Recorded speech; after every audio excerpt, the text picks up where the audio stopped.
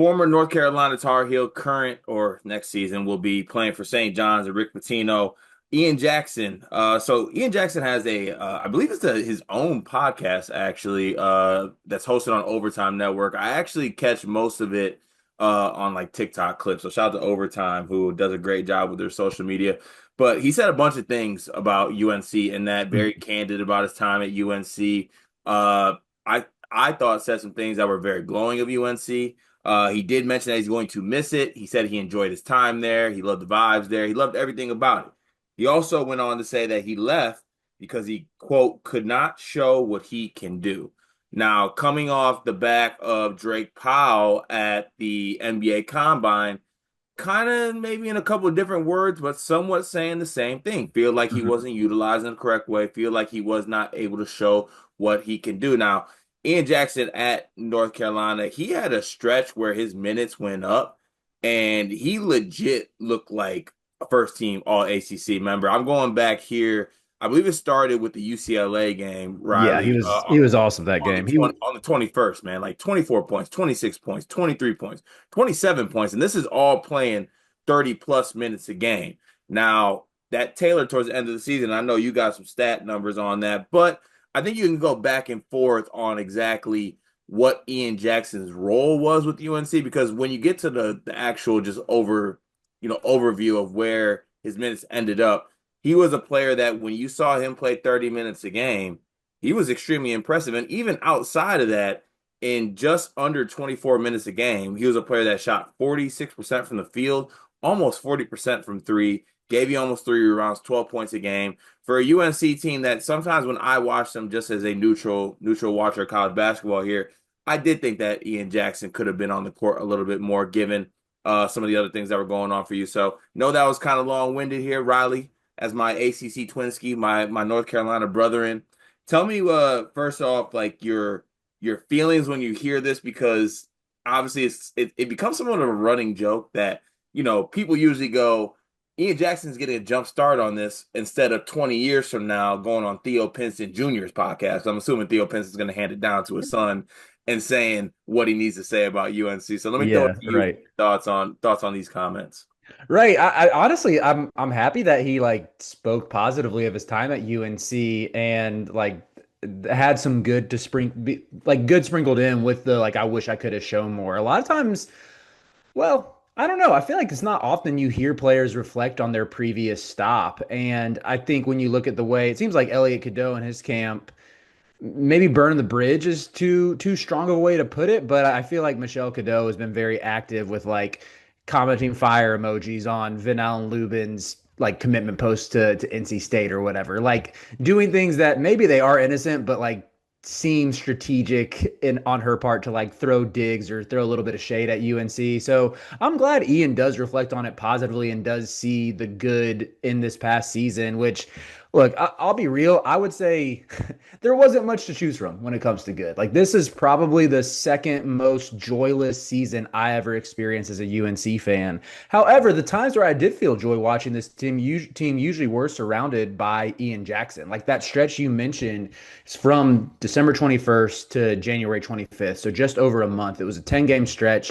He averaged 19 points per game and was electric every time he stepped on the court. And at that point, it was like, this kid looks like a surefire lottery pick, but it just didn't work out. Like he hit a rookie wall in the worst way. And, some of this with him saying he didn't feel like he could show who he was, there are definitely times where I agree. I thought like the final month of the season, Hubert had way too short of a leash for Ian Jackson. And I think it felt really frustrating as a fan to see, it seemed like there were guys like Elliot Cadeau, it's not to single him out again, but he had some really puzzling games with some bad turnovers in the first half. Like there were a couple games where he would turn the ball over 3 or 4 times in one half and seemingly not get benched for it, but Ian Jackson takes a bad shot and he gets buried on the bench for like a 6 minute stretch. So that was my frustration as a fan, where I'm thinking, why is this kid not on the floor? Does Hubert, the staff, not realize like you have to put your future pros in a position to succeed, not just for the results this year, but even for the future if you want to turn the narrative that, Carolina doesn't showcase one and dones or whatever. But that being said, I also think Jackson's production definitely faltered down the stretch. And I think some of the shortcomings of his game came to the light. I would say, in particular, like his handle is something that is still very much a work in progress. And for someone with his athletic profile, with his electric microwave scoring ability, he doesn't break guys down off the bounce as much as you would like. There weren't a ton of times down the stretch where it was Ian Jackson going one on one and getting to the rim. And I actually have some numbers to back that up if you want to hear them, Carter. Don't ever ask me if I want to hear numbers that you had to break it down. Please give it to me. This video is brought to you by NBA2KLab.com. 2K Lab worked with us last summer as well. They're one of our favorite entities in all of sports gaming. We want to show you their college basketball stadium locator challenge game. And I'm going to share a screen right now as we do this. South Carolina, bang. Oh, Ooh, okay, that's pretty good. Next, North Carolina. Why are we only getting the Carolinas? please Bang. lock in. St. John's, that's New New York. York. Bang. Where's New Jersey? We're on fire. Colorado. I actually don't know what state Colorado is. It's in Colorado. There's a state of Is that Colorado. this one? It's to the right of Phoenix. Anyway, you get the picture. This game's really fun. They've got more games as well, like Guess the NBA Player, Mystery Fantasy Draft, and more. Stay tuned for all of the college football content and games that they'll be putting together to help you get the best experience out of college football 26. Back to the video. So this is comparing it to that 10-game stretch again from December 21st through January 25th. Ian Jackson got to the rim over 5 times a game and shot 68% at the basket. In that stretch, averaging 19 points per game, 3-point shot was falling as well. The rest of the season, which was 16 games, was only averaging 2.6 attempts at the rim a game and shot 42.8% on such shots.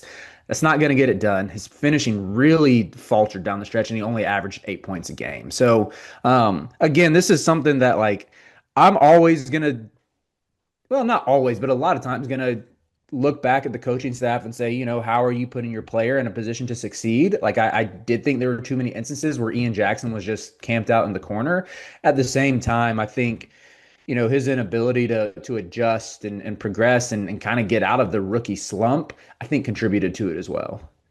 Yeah, and look, I think that you pointed out at the end of that, like a rookie slump kind of is a thing that happens. The thing for me, whether it was right or wrong, I just found myself looking at North Carolina and watching them down the stretch, and they kind of had the look of a team that just kind of needed some answers, right? And it was a time where I was looking for Hubert to just kind of like start throwing stuff at a dartboard at that point, or throwing stuff at the wall and just seeing what would stick, right? Or maybe changing up the lineup. And yes, I understand how, I love Ian Jackson, the player. I think that, I think athletically, I think he's underrated. I think that, he's a microwave scorer. When he starts filling it up, it's really hard to check him.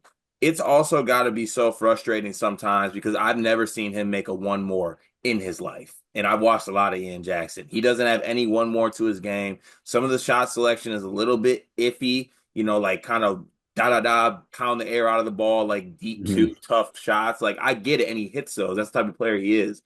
And maybe, this is a situation where that style maybe just necessarily won't fit with what North Carolina and Hubert want to do. That's just unfortunate because he's a talented player.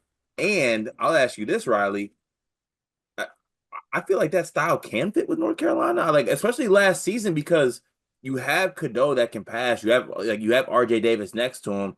I just feel like you could have just inserted Ian Jackson in there and just kind of let him do that, given the other pieces around him, right? Yeah, I think it's funny, like that style for whatever reason didn't translate this past year, but Carolina nearly won a national championship 3 years ago playing that exact same style with Caleb Love. And I don't know if like having him and RJ Davis on the team was just too not enough possessions to get both of them involved when both of them like having the ball in their hands. And even Cadeau, like Cadeau was initiating the offense pretty much every trip down the floor. The ball was in his hands in a lot of big moments to where I could see if that eroded Jackson's like trust in the coaching staff. I'm even looking at the roster now and thinking, you throw him on this roster for I don't know. I want Luca to stay on the team. I need my Montenegrin king to be in the lineup. But I would say if you replaced Kyan Evans or Seth Trimble with Ian Jackson, you're probably looking at a team getting like preseason top 15 buzz, don't you think? Like, Mhm. don't you think just having that a talent who, factor in the pedigree and the NBA upside, even and who showed it in flashes last year. If you put him in for a sophomore season, I think UNC is probably getting a lot more buzz, and Carolina fans are feeling a lot less trepidation about this team.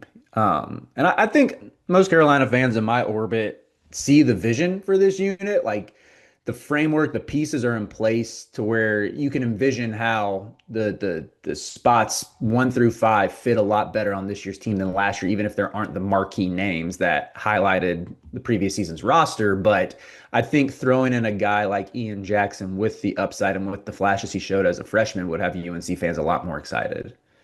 Yeah, I agree. And, we always use a phrase like getting back NBA players for their second year Mhm. is always a benefit to have.